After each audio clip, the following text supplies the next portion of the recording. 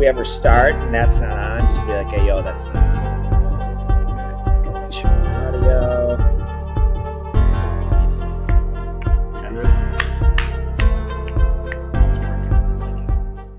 All right. I love that. That wasn't so bad, was it, Max? All right. So, guys, we're live here with Metro Jiu-Jitsu. We have Professor Muhammad. Hey, what's up, guys? And Coach David. So, we are talking about, they added a lot of features to the streaming software. My hair got all kooky, probably from Holden Landon. He went to, I literally look like alfalfa here, bro. What's going on with it? Here, I'm just going to spike my hair. That looks better. Does that look better? Looks good. Okay. All right. So today we're talking about tough times are coming. How does jiu-jitsu help? So I'm somewhat annoyed with the fear-mongering of the coming recession, worldwide recession. And I'm not to say, like, I'm not going to say it's not coming, okay, because I'm not the economic guy. But when you say tough times are coming, you're talking about economical tough times? I mean, like that's one, but like life is ups and downs, right?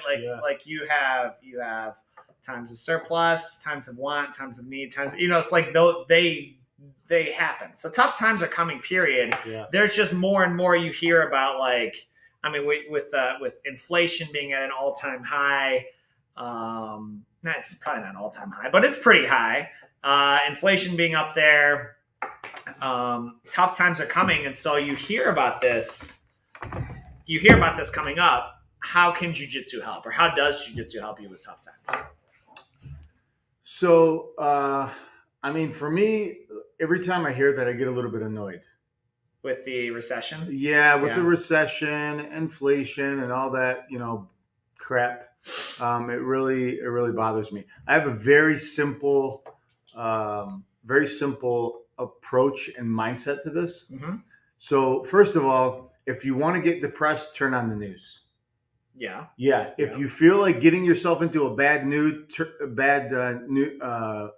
turn on the news and just watch it. And I think you all know that. Yep. Very simple. Just turn on the news and it'll mess up your day. You'll get worried. You'll get scared. You'll start to you'll go into a panic. Monkeypox. Yeah. Monkeypox. Yeah, it's always something new. Like, I remember. You're not wrong. I remember when I forget what it was before West Nile virus. What was it? SARS. There was SARS. There was West Nile. There was mad cow disease. There was anthrax. There was, and that's just in my recent young adult memory. And like for me, West Nile virus, it made me realize because I was scared. Like a mosquito's going to bite me and I'm going to die. Mosquito's going to bite me. I'm in my backyard and I'm like, oh my God, maybe we shouldn't be here. I told my kids, let's just stay inside. So anyway, watch the news if you want to jack up your mood and you want to get scared. Yep. So my approach is very simple in this, on this topic and on this subject. If I had to go to work for free, what would I be doing? I decided this a long time ago, but if I had to go to work and I was going to work for free or even make $10,000 or $20,000 a year, did not matter what profession I chose, whether it be a surgeon, athlete, nutritionist or whatever, what profession would I choose? How does that, I know, I mean, you and I talk a lot and I know the answer, but let me ask on their behalf. So, okay, but how does working for free help you in an economic recession? Well, that's a good question. If there's something called an economic recession, mm-hmm. Okay, if there is such a thing and such a thing does happen, but you're going to work and doing what you enjoy, who cares? Whether you make $100 a day or $1,000 a day, who cares? You're going to work to do what you enjoy. Well, you gotta eat. Well, you gotta eat, but if you're doing what you enjoy and you're gonna have challenges, and in every career and every business, especially if you're self-employed like we are, you're gonna have those challenges. So if there is something called a recession, which I don't believe, I've never believed it. I opened up one of my first businesses in 2008 when the country was falling apart. That was a big housing market crash. Yeah, it was bad. And you know what? Everybody around me was like, "Oh my God, you shouldn't open up a business, or you shouldn't do this, and you just kind of lay low." Everybody around me, let alone all the banks, which I couldn't get any money.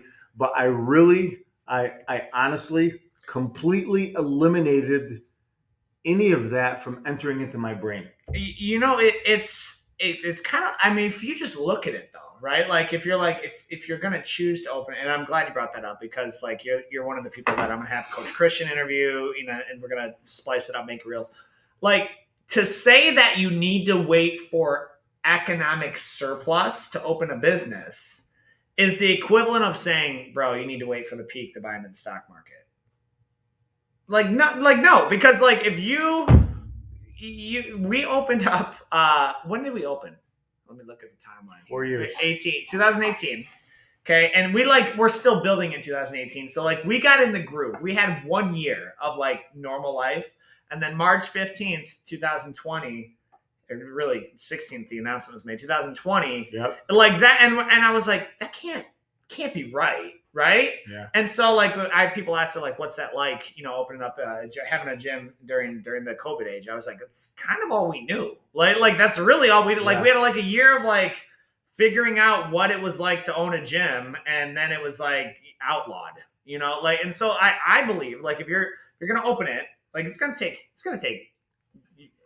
incalculable amount of hours anyway to open a business. So why not do it in recession? Because if you can make it happen in recession, you can make it happen. You can make it. Like it's just gonna be gravy in a surplus. Like if you can make it happen in a surplus, it doesn't necessarily mean it's gonna last a recession. So true. So let's tie it in though. Like how does jiu-jitsu help? Because we're not like financial guys. Like this isn't the Metro Financial podcast, but people like it's on topic, right? I have people that are like, no, we're not doing this because the recession's coming. I was like you mean like as in like winter's coming? Like as in like what do you mean a recession's coming?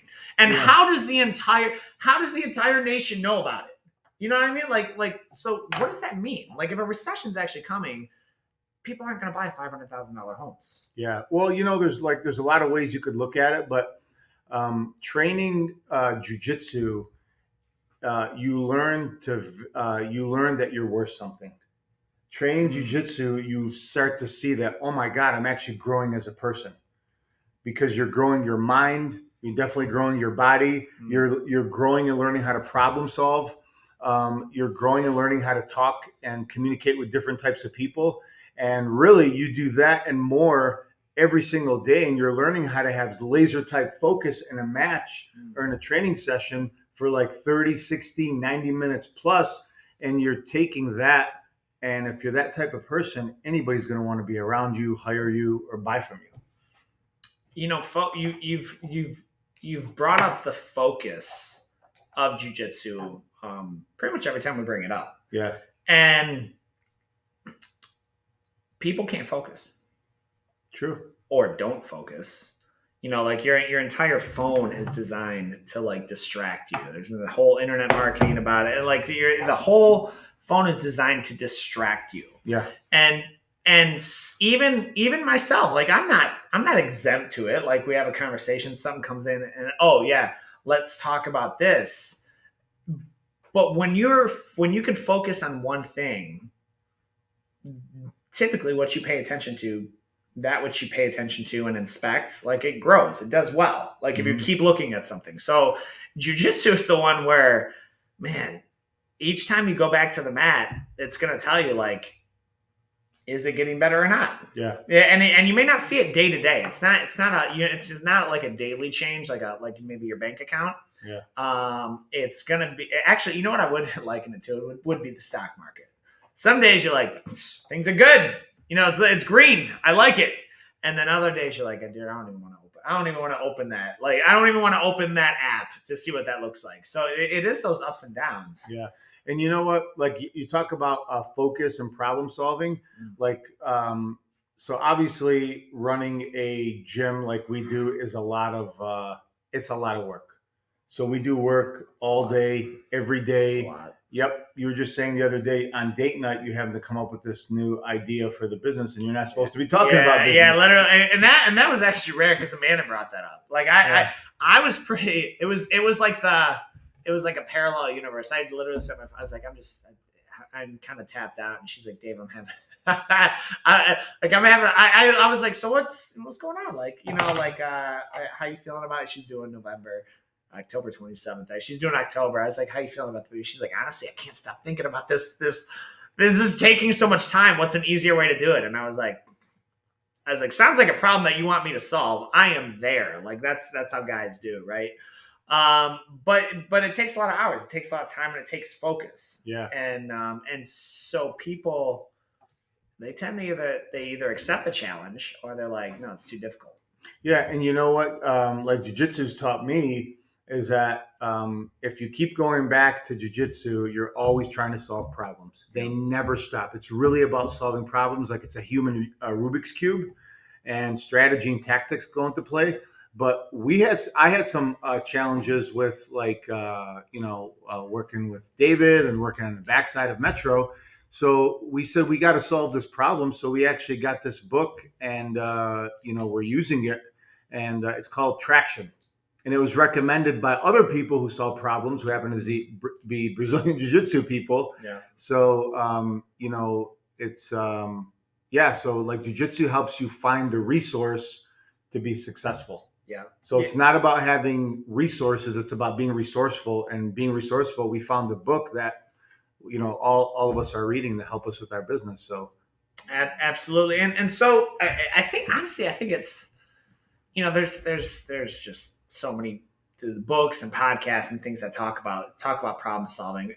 It's the relentless behavior, though, that I think that goes with it. It's relentless to be, someone on BJJ Fanatics group. They're like, yo, what sacrifices have you made to become a black belt? I'm talking black belt. Something. I was like, I don't know if I've made any real sacrifices. It's not like I would never sacrifice my marriage to become a black belt. I would never sacrifice my kids' involvement with my kids. Yeah. It just takes commitment. It's boring. Yeah. It's boring.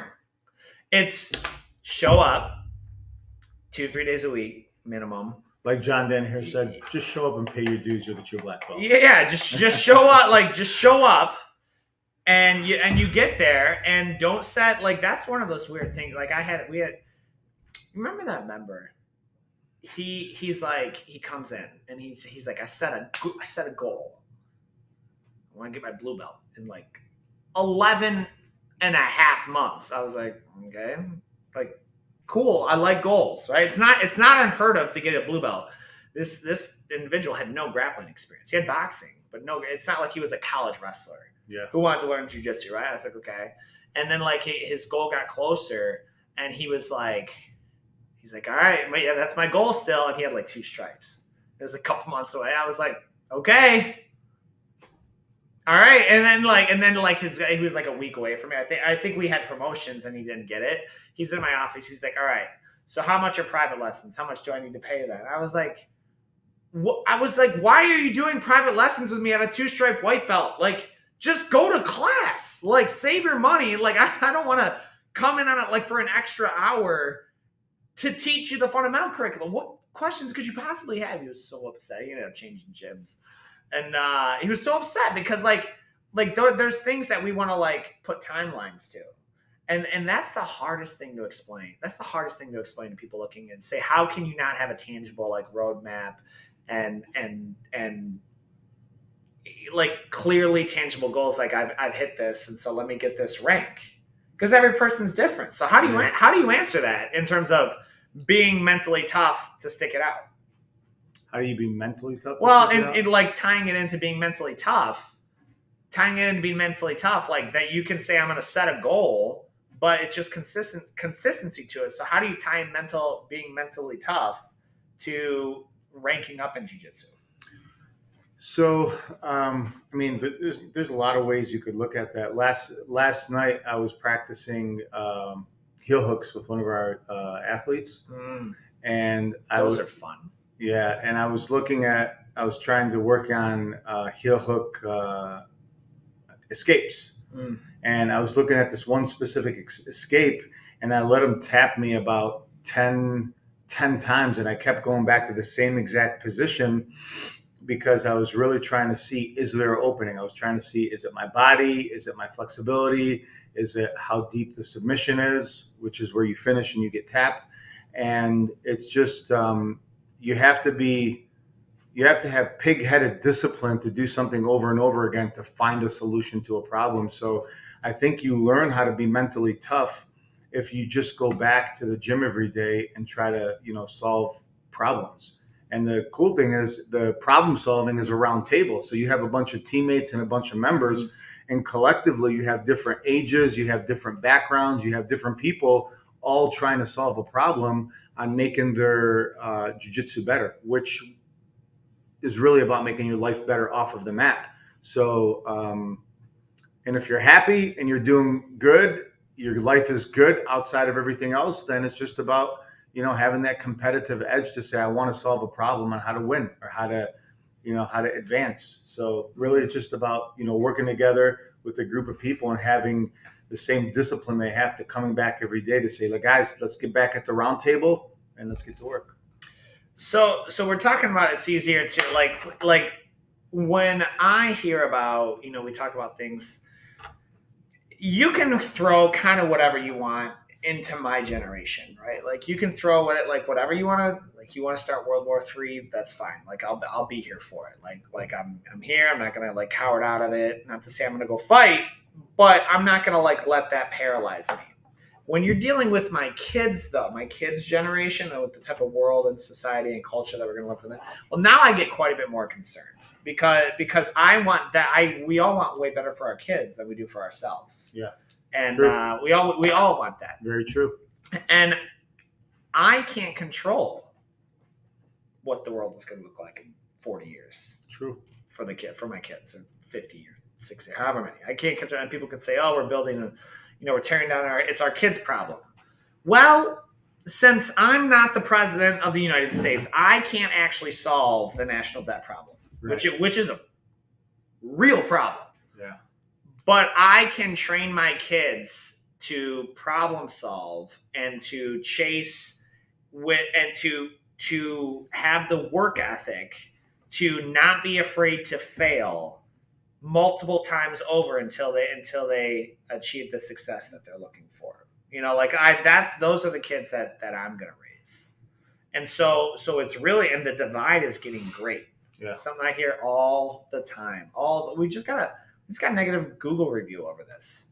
Is I wasn't shaming a parent, but they're like, what do I say? I don't want my kid to do what? Well, parents say, I'm not going to make my kid do. I'm not going to force them to do something they don't like. They don't like. if your purpose for enrolling your child in now listen, 97% of kids love jiu-jitsu. Yeah. Okay, and like 99% of them love it once they get on the mat, especially the boys. But if little Eric is like playing Minecraft, and you say, Eric, put Minecraft down. My daughter loves jiu-jitsu, and I tell her to put her pad down. What's she do? I don't like it. And so now they get into these things. So jiu-jitsu should not be looked at as this, as if you would look at it as a trampoline park or Cedar Point, like this feel good time.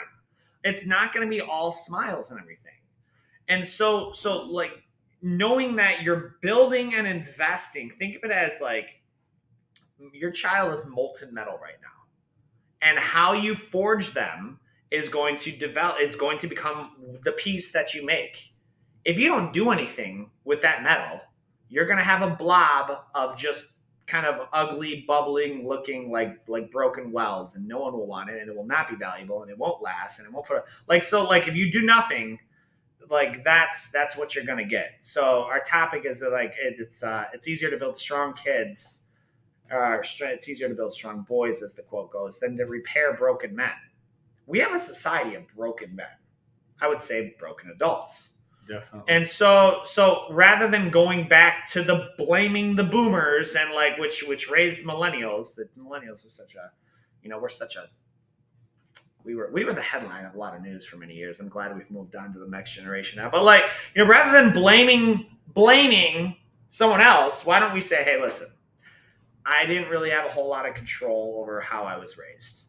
I have control over two things: how I conduct myself now and how I raise my children.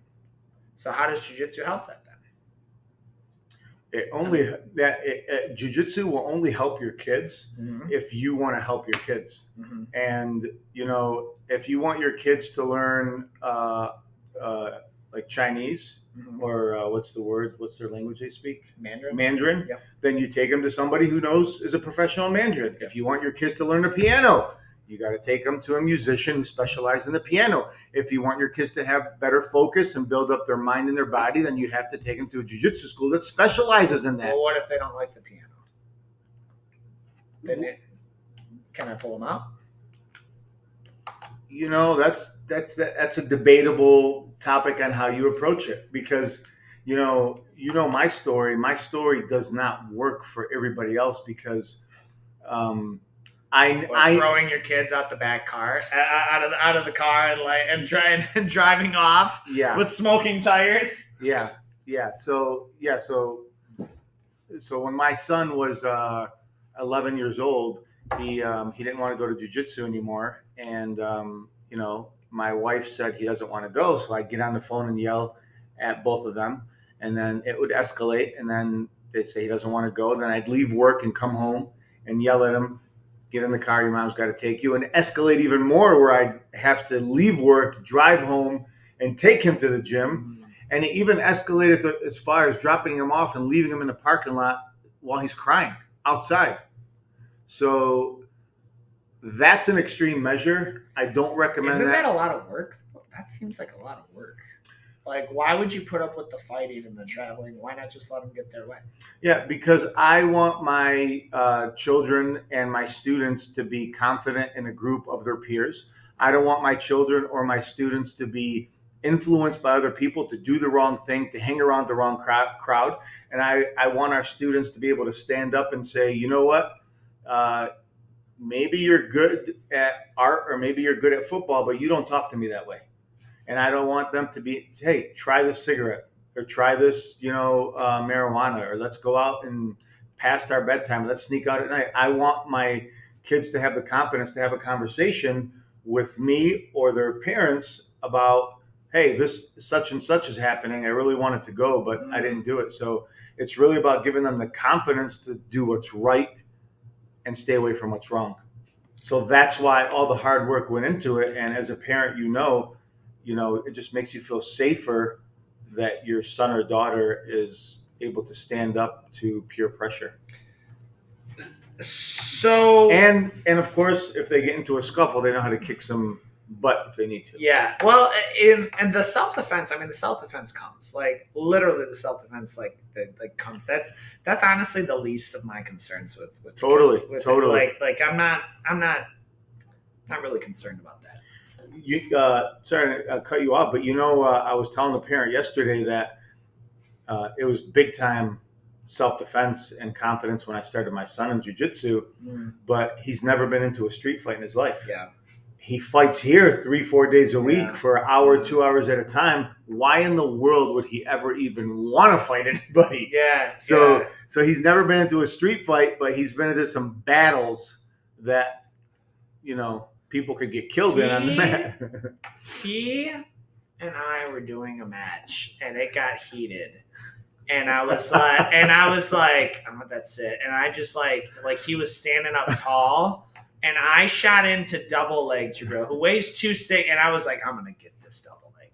And I went to go blast double him, and he sprawled and lifted me up by my neck. Like I've never had someone just lifted me up by my neck to where my feet were off the ground.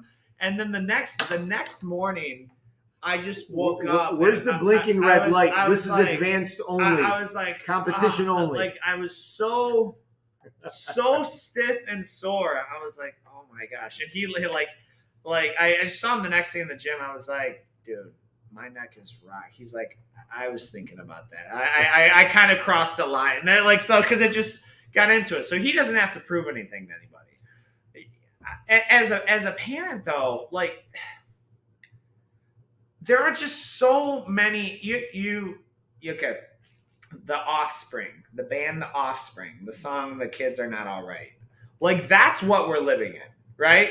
Like that's what we're living in. It goes through like all the kids of his block, and just how their lives are shattered. Yeah. They're shattered, and they're victims of neighborhoods or substance abuse or alcohol, or an abusive spouse or partner or boyfriend, or all of the above, or just absolutely terrible financial decision making or decision making in general. And you're like, you had 2 decades for someone to kind of guide you and mentor you, and you'll notice like I'm not like, this is not the Metro Parenting Program. It takes a village to raise these kids. So like, who's your circle? Who is the people that your kids are around? That like I know very well. If my kids are around you, like if Scarlett's around you, like you're not gonna let her get away with shenanigans. Like she's not gonna be able to just mouth off or lip off or say anything without being corrected. That's valuable to me.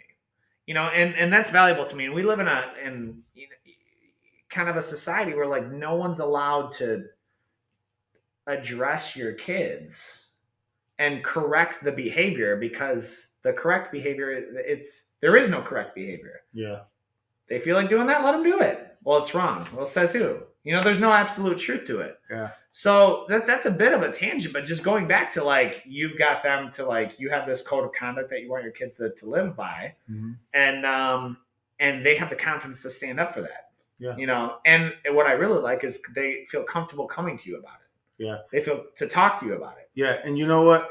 Like that's one of like the perks that you get at Metro Jiu-Jitsu is, he was talking about it takes a village to raise a child, but when you're in a community and you're around people and peers that are constantly like trying to do the right thing, everybody has their, I'm not saying we have a school full of angels here. Like we're all humans, we make mistakes, but we are in a community that, by being around each other, we actually hold ourselves accountable for like what we do, what we say, how we act on social media. Yeah. And, if I did something wrong, then I know I'm going to be around my teammates and I have to I can't tell them not to do something wrong if I'm going out there and doing it myself. Yeah. And that's just magnified as a coach too. That's just magnified. It's magnified. And so you really have to lead by example. Like, you really have to lead by example with that.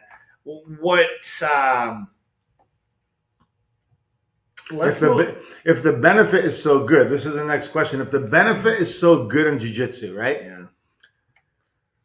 If it is what we say it is, like I always say, jiu-jitsu, if you could put it in a pill and make you feel so good, it'd be illegal. If it's that good, why don't the people who train jiu-jitsu, why don't they stay with it? Or why don't more people train jiu-jitsu? Everything valuable costs something. It costs something. So what's the biggest cost that people aren't willing to pay? I believe the biggest cost of jiu-jitsu comes to your pride, comes to your ego.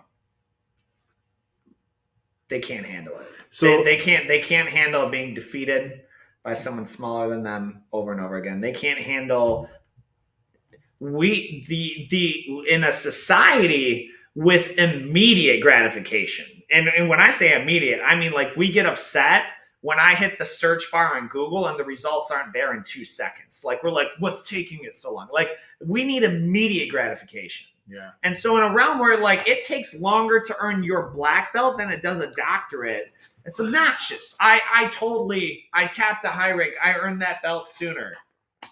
That's like it's either the check to the ego being submitted, or like you think you have earned something that you haven't.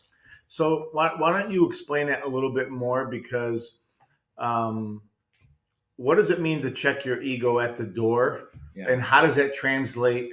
If you can't check in your ego at the door, typically that means you're not going to be able to check it in outside at work or at home. How do they tie in together? So your ego, it comes down to like you have an inflated view of yourself. And we have guys like we have like these alphas that come in from and they're jacked and flooded and like they're physically built. And so like I think I got this. I feel like through our messaging we do a decent job of weeding those guys out. But every now and then they come in and you are going to lose. You're going to lose. Like there is no hypothetical situation where someone with no experience comes in and taps the coach. Doesn't happen. Ever. It will never happen. Get it out of your head. And you can say that's pretty arrogant. It would be the equivalent of you saying, I've been doing a lot of like leg workouts. I'm going to go walk into traffic and stop this semi. No matter how much you believe that, it won't be the case. And it's not just going to happen once. It's going to happen over and over again with different, we're in the podcast. I don't know if that's Scarlett or not. It's going to happen over and over again for years. Like, and so we're like, to ego, like again, I say like failure is required for success. You have to be committed to showing up and on the outside looking and failing, getting submitted thousands of times. And that messes with people. Like that messes with people. Like I think it does come down to like you feel your failure so much quicker, and it's so much right in your face, that failure. So I think everybody understands that. But like when you come in here and it's like slap, you failed again, and you're constantly failing, and then you really have to come up with an answer on how to like solve the problem. Yeah. And if your ego gets in the way, you're like, forget it, I give up. Or you're like, okay, I understand that I don't know this area and this point of the road, and I need to find some solutions. I believe it comes down to like, because if you go to think of it as a job, right? You go to a career and you could say, like whatever. Like I'm gonna be a cook. Okay, well, and I cook and I make this dish, and like 6 out of 6 people send their dish back. And so the GM says, "Hey, dude, you're making garbage food. It's not my fault. It's the quality of food we're getting is garbage. So there's always someone else to blame if that's how you want to play it. Like there's always someone else to blame. When you get on the mat, it's your ability versus their ability, and there is nobody else to blame. True. There is nobody else to blame. And again, I don't believe it's the intensity. No, it's the duration. This goes on for years. Yeah. Like every time, like it's a physical test. Like to like every single time, and then because then once after you've been kind of like the Tour de France. After you've been training for years, now you're like, okay, well I'm starting to gain skill, but then your body starts to wear. Yeah. So now it's like, okay, well now the skill's not as big of a thing, but now my body is a little bit failing on me because my knees and my hips and my neck, like they're not as strong as they once used to be, or like, and so like now it's those two things, and it's just the consequences. Right? I was at church Sunday, and the guy did a really good job. He runs a Christian counseling center in Chicago, and he was visiting, and he said, you can choose your decisions. You don't get to choose your consequences. Yeah. And so he's like, so you can make any decision you want. You're not in control of the consequences. So like that, I can choose. And in jiu-jitsu, you feel those consequences immediately. Like I do a double leg with my head bent down, and I feel immediate consequences for that. And I think that's, not going to get into a moral debate, but like we think like people can do wrong things and make wrong choices, and it can be months or years before they actually feel the consequences and the gravity of that. Jiu-jitsu is not that way. It's very immediate and dare I say painful.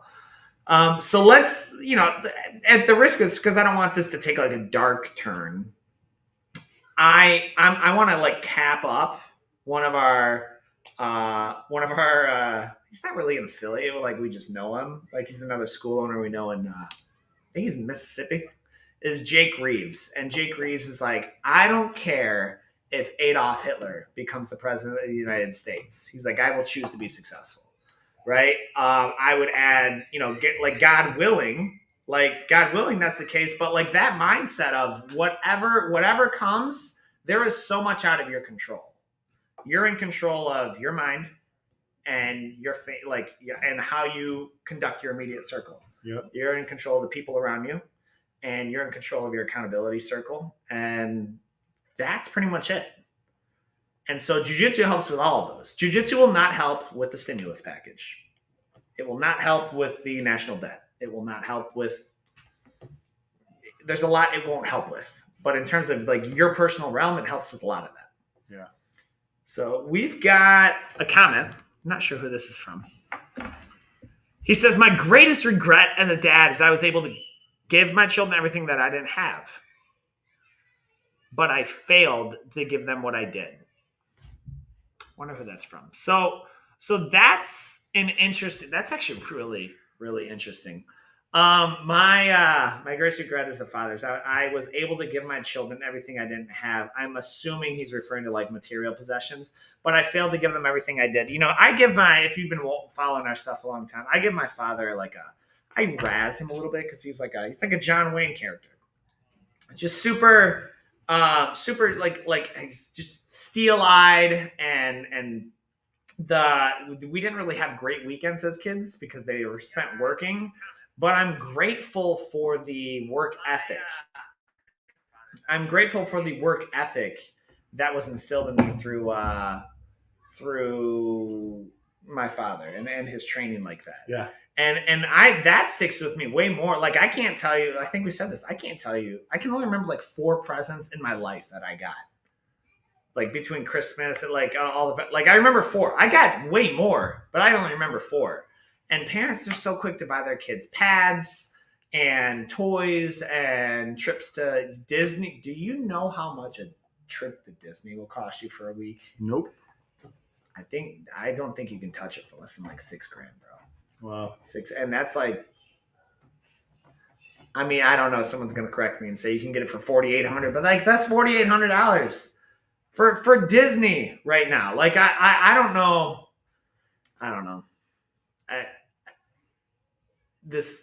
We talk about this so much, and I don't think so if let's talk to the males. Let's talk to the men.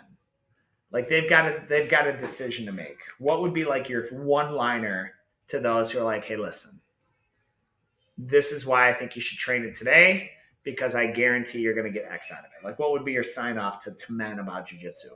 If you are a male or female, adult, I'll just say adult, over 30 years old, and you're thinking about starting to jiu-jitsu, I will put my money where my mouth is and give you a 100% money back guarantee. That's right. What? Hey, wait. Hang on.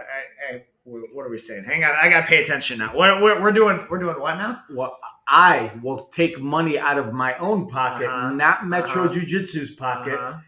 And if you do not see a significant and measurable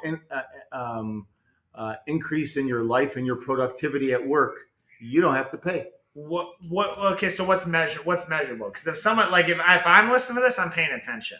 Okay. So like, good. What's measurable? You tell me.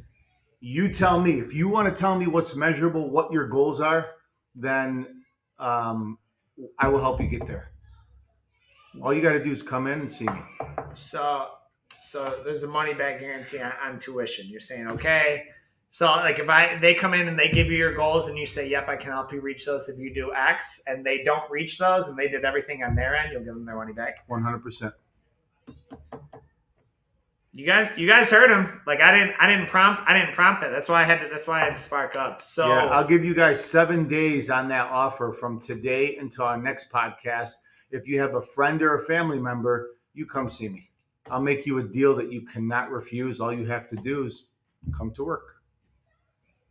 But what if something comes up they can't keep training though? I'm just going to give you all the excuses they're going to give you. Well, the truth is, Coach, They're gonna give you excuses. I'm just telling. Well, here's the thing. I've gotten more. I'm not as tough as you with our members, but if you're going to take me up on 100% money back guarantee, that tells me that you're willing to put in the sweat equity and you're willing to come to the table and do what's necessary. And the second you don't, then you're just a quitter. But you're still welcome to come in and train, lose some weight, feel better about yourself. But if you want that deal and you're ready to get to work, we can help you. Between personal coaching, entrepreneurial business coaching, physical coaching, career coaching, whatever your goal is, we have the experience here. We're deep in that department to help you. Right on. Well, I don't really know a better way to end it than that. So, guys, we're our podcast now. For those who don't know, we are Wednesdays at 3 p.m. Eastern, and so be sure to check in. If you are watching this on YouTube and you haven't subscribed or you haven't followed us on Facebook, do one of two things.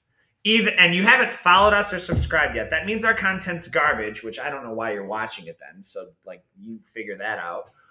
Or it just means you haven't been, like, politely asked to be like, hit the follow button. I understand it's going to take 20 seconds to, like, back out, go and hit the follow button. And hit the subscribe button to YouTube. Do one or the other.